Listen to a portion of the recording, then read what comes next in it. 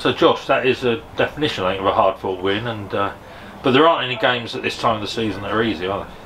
No, definitely not. I think you look at their form in 2023, and they're one of the best teams, I think, in the National League. So we knew going into the game that it would be a challenge. I think they've secured their status in the National League as well, which means they can play with even more freedom, and they've got nothing to lose, which makes them an even more sort of dangerous prospect. I think the first half, I thought we were excellent. Obviously, we got the 2 early goals, and I thought we were on top. I think then it's a real football cliche of a game of 2 halves, isn't it? And they came out in the second half, and we weren't at the standards that we set, and we invited them onto us and made it a lot more difficult than I think we needed to be.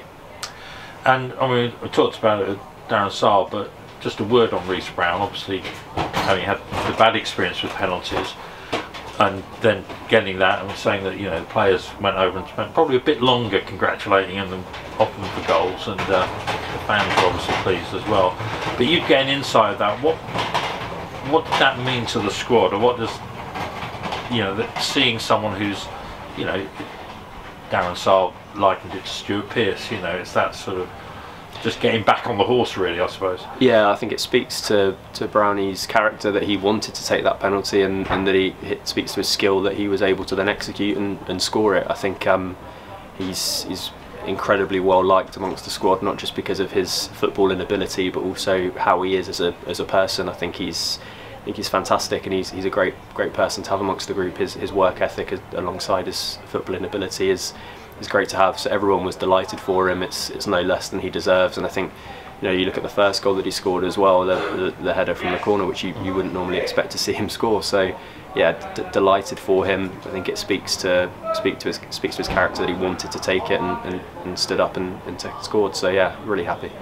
And in the second half, you know, Gateshead picked it up a bit, and then of course we went down to 10 men, and I imagine that's the point where players like yourself, Joe McNerney, Scott Cuthbert, you know, Podge and so on, who you've been in those situations before, and you just have to sort of, is it muscle memory, or do you just dig in and sort of?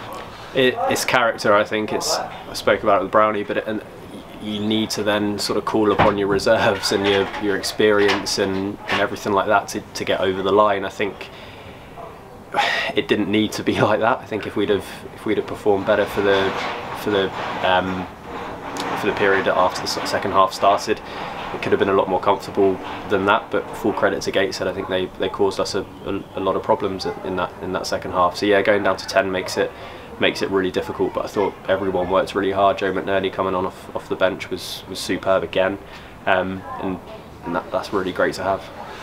And finally, just off topic slightly, we were mentioning in the commentary your set pieces. Now you've taken set pieces for the last 2 or 3 years, but I mean, I think most people are commenting this year that they've stepped up a notch this year. They seem to have more zip, and they've been excellent.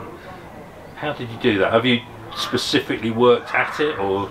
No, I think a lot of credit goes to the sort of coaching staff that have worked a lot on the detail of set pieces. I think we spend a lot of time working on what areas we want to hit, what type of delivery and the run. So I think it's not just as simple as the set piece delivery is better or anything like that. There's so many different facets that go into it and then have to come together to make it a good ball. It's only a good ball if it ends in a goal, isn't it? So it's a number of different things that have culminated in it being more successful this season. And guaranteed fourth today, which I suppose at the start of the season, I mean, that in itself is a terrific achievement, isn't it? Regardless of what happens now. It's a great achievement, but I think the season review doesn't happen until after the season's over. I think there'll be plenty of time throughout the summer for us to look back and say we did this well or we did that well. I think I know it's a cliche, but we need to focus on Halifax and see what we can achieve this season, see how far we can go, and then when it's all done, we can have a review and pat ourselves on the back. Brilliant. Well done today, and we'll see you Tuesday. See you Tuesday. Thanks very much. Thanks.